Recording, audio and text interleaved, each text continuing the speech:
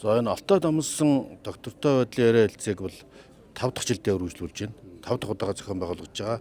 За энэ жил бол 2 дахь удаага бид энэ усны асуудал, ус дотроо энэ уул уурхай усны асуудал, тэд дотроо одоо байгалийн баялагийг яаж зөв эзэмшиж ард түмэнд өргөж туулах гэсэн гол үндсэн сэдвээр ярил. Ягаад байгаль дээлтэй уул уурхай хөгжүүлэх гол концепцийг Стэнфордын их сургуулийн хийсэн судалгаан дээр үндэслэж байна.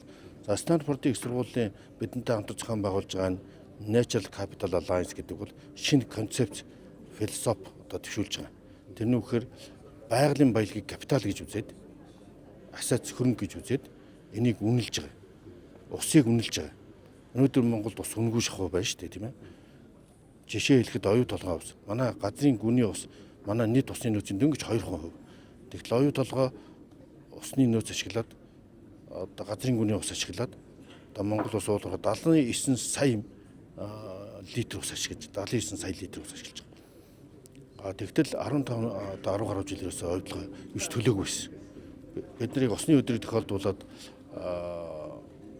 усны агенттик дээр очиж ажиллаад оюутлогоос шаардж, оюутлогоо доктортой байдлын гэрээгээр төлөхгүй энэ гэж хэлсэн бодлооч бид энэ Нүүбийн конвенц, Стэнфордын судалгаа, олон нийтийн дэмжлэгийн үндсэн дээр энийг төлөвлөх шаардлага тавиад тэр доктортой байдлын гэрээнд хамаарлаггүйгээр төлөлт ихлүүлсэн мэдээг өнөөдөр авлаа. Төлөгдөхгүйсэн бол төлж байгаа. Тэгтэл энэ төлж байгаа хэмжээ бол маш бага. Сая одоо энэ оролцогчдын хэлж байгаагаар одоо хятад улсад ихэд усны үн газар болгон өөр үнэтэй байна. Тэр говь ийм бүс нутагт одоо өөр Монголд байд юм уу? Говийн бүс нутагт ус багтай газарт ус 3,500 төгрөг. Манай данхын төгрөг. Одоо бараг одоо 10 20 дахин хэд дахин хямдхан байна тийм ээ. Тэгтэл тэр усыг татж авцрах тэр хэдэн мянган жилийн дурууга гүний усаа ингэ ашиглаж ирээдүйд юу хааж үдээ үлдэх вэ. Тэгэхээр энэ усыг байгаа газраар нь үнэлэх нь шүү дээ тийм ээ. Усыг тоолно үнэлнэ гэсэн. Ийм судалгааг Стэнфорд хийж байгаа.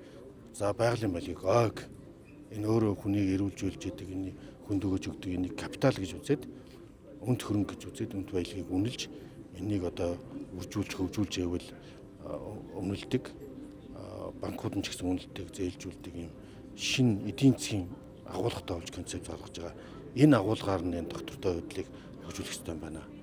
Одоо усаа нөхөн сэргээж байгаа, усаа ашиглаж байгаа, усаа одоо хамгаалж байгаа тийм ээ, хоримтлуулж байгаа. Энийг дэмжих нь шүү дээ. Одоо Монголд одоо 1000 гаруй гол ширгэж хэдэн мянган одоо нуур ус ширгэж ингэж цөөрөм ширгэж ингэж хураашч цөлжиж байна гэж. Цөлжлөгдөж ерөөсөө усгүй болох юм шүү дээ. Тэгтэл энэ усаа хамгаалах, усны аюулгүй байдлын бодлого үндэсний аюулгүй байдлын бодлого болж байна. Одоо бид гадаргын усаа ашигладаг 90% манай усны нэрлийг гүний усаар хэлж байна. Тэгтэл гүний ус маань хязгаартай.